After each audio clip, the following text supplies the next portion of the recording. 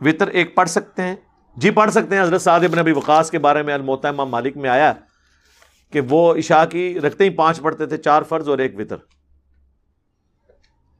البتہ میں نہیں پڑھتا ہوں. اس کی وجہ ہے کہ صحیح بخاری میں قاسم بن محمد بن ابی بکر جو حضرت ابو بکر کے پوتے ہیں، وہ کہتے ہیں کہ میں نے صحابہ اکرام کو 3 وطر پہ پایا ہے. البتہ ایک میں حرج نہیں، لیکن میں نے صحابہ اکرام کو 3 وطر پہ پایا ہے.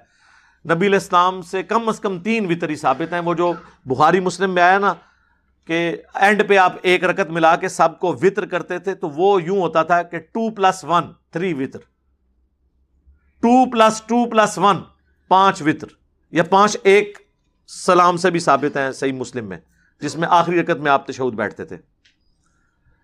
7 9 11 13 تک ثابت ہے. لیکن اس میں چھڑا جنہوں کہتے ہیں نا کلا، ایک وطر نہیں ہوتا سی، 2+ کر کے ہوتا تھا.